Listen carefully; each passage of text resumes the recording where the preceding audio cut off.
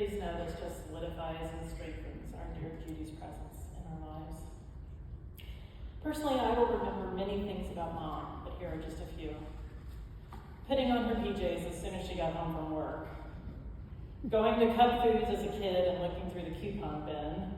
Her buying cherry baby food for herself. I never understood that one. And letting me bag the groceries. She and I sitting in our bay window when I was about 5 years old, watching a funnel cloud that was part of a tornado outbreak go down the middle of our street, ripping off shingles from the houses as it passed. Early 1980s, we went to MSA and saw Neil Diamond's America tour. Carrie and her coworker Barb. And if you want to know, I'm happy to tell you about the old woman with long pointy nails that tried to ruin this. And a binocular story that's not very appropriate for inside the church. Picnic and symphony with Mayor Hednett. Yes, you heard that right. Mom accepted his request to join us on our pink blanket. He fell asleep and she had to wake him up when the concert was over. Keeping the college graduation party for Dad a secret for over 6 months, she planned flawlessly an excellent surprise party at our house. When our dog Cinnamon had cancer surgery, she cared for her so well. She was restricted to the living room and Mom was by her side the whole time.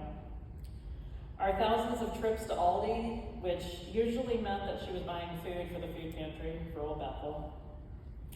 Our family vacations, there were so many, and drinking small cans of spicy V8. I still never understood that one either. Keeping my stash of half-smoked cigarettes a secret. That one I probably shouldn't have admitted here. She was a lefty, but she could write with both left and right hands. And all of her fabulous cooking. She could do so much with a pound of ground beef. So much more. Honestly, everything about Mom. I have so memories of Mom, but sadly her mind and her memories faded. 1,000 little deaths. As her dementia worsened, we would go out to the grocery store on the weekends, she and I, singing to our favorite artist, Neil Diamond. I'll always remember her saying and tapping my arm, "That's our guy," with a big smile. One of our last moments together and in her final weeks of life, we held hands, singing along to Sweet Caroline. She managed to sing some of the bye-bye-byes. It amazed me how many lyrics and beats she could remember to the end. When the music center of the brain was off, one of the last to go. Dad always felt Mom would have left him for Neil Diamond if given the chance. Thankfully, she had both of her guys to the end. As we have been going through Mom's things, over time it has become clear that she left us clues about her life. We have learned things about her life that we never knew, like her birth weight, only wishing we had spoken of her life more when she was alive. Mom left her favorite recipes for us. Please make sure to grab a copy if you haven't already done so on your way out. Reflections from her devotionals and pictures of family and her throughout her life. It is likely that she was much more aware of her decline and wanted to make sure we had these pieces of her life, not able to speak, but able to put this together for us. One thing that was found was a magnet that read, "Don't cry because it's over, smile because it happened." Wonderful Dr. Seuss. Personally, I believe this is a message from her to all of us. Dad burst my bubble and told me this magnet was purchased a few years back at a neighbor's garage sale. But Mom took it and included it in her room when she was hitting her real decline. She had some awareness, and while she couldn't put her thoughts together and speak them aloud, they came together in some form for us to find. We will certainly cry for you, but we will smile thinking of you, Mama Jude. And we pray your memory is a blessing for all that knew and loved you.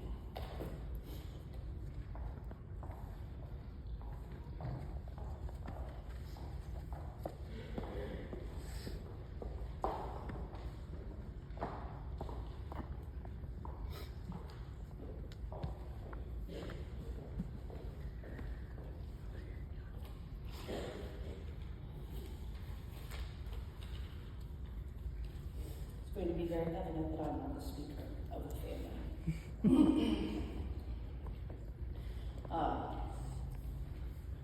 She was the only mom that I ever knew, so in some ways it is very hard for me to analyze how seriously she took her role as mom.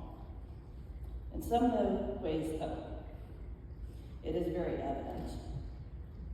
A number of my friends through the years have expressed to me how welcome and accepted they always felt in our home. While both parents attributed to that environment, Mom had an ultra-nurturing quality that was evident in many ways. She was diligent in showing her family love. I know she always wanted the best for her girls. We always had at least one animal growing up, and she was consistent in doting on her furry friends as well. She passed this love for animals onto her daughters. On one very special day that Mom and I got to share it, we went to a tiger event, and we got to spend about an hour with a group of baby tigers. We had so much fun letting them climb and crawl all over us. There was no hiding on that day that cats were her very favorite. Of our own pets through the years, many mostly had eyes for Mom because she was so good at spoiling them, but also because she was also so nurturing to them as well. She also passed on a love for music, not only for her beloved Neil, but I remember Saturday morning cleaning sessions where we would listen to Kenny Rogers as well. Mom's tastes in music were a little my tastes in music were a little edgier than Mom's. And when we were repainting a room in the house one weekend, I racked my brain trying to figure out which of my CDs would be appropriate. I chose Van Morrison's Smooth Dance. She loved that one so much. I think we listened to it on repeat the entire project.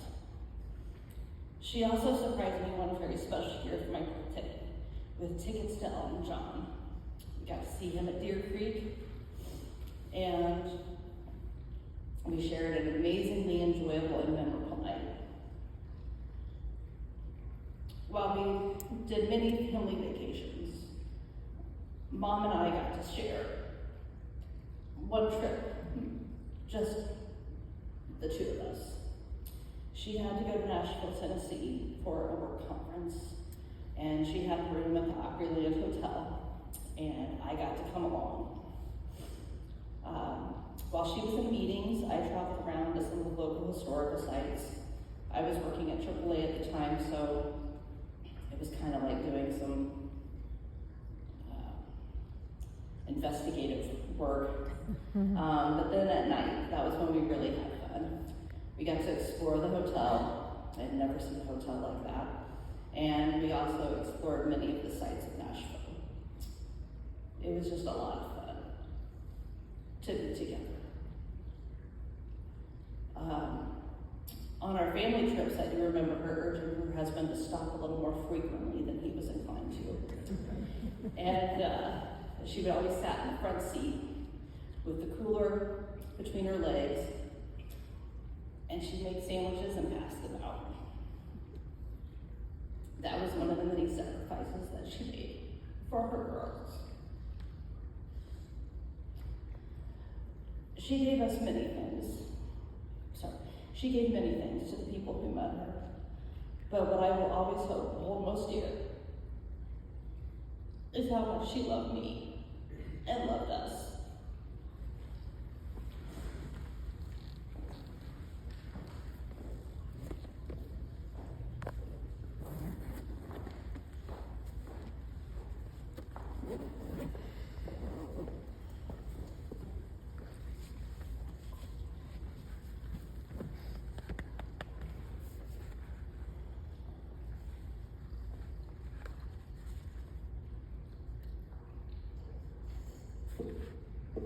certainly handled those steps better than I did.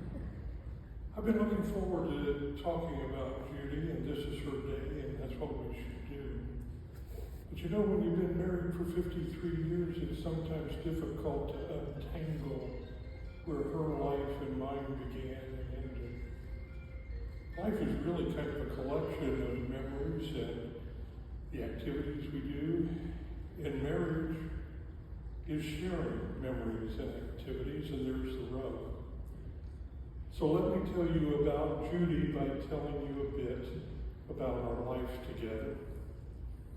I'll start with some of the virtues that people have seen in my wife. She was caring, compassionate, committed, generous, nurturing, loving, and welcoming. It's quite a resume. Now, when Judy and I met, I neither knew nor cared about any of that. I saw good looks, nice shape, sparkling personality, and by golly, that was enough. We teamed up and did some hard politicking in '68. Our side did pretty good, and it worked even better for us because in September of '69 we were married. Judy reveled in being a bride, and she was stunning. As we settled into married life, we began this sharing thing, and she delighted in being a wife. She enjoyed tending to her new husband. Now, when these girls came along, everything changed and speeded up. And if she had loved being a bride and a wife, she absolutely adored being a mother. All of those hidden talents suddenly became obvious and appreciated.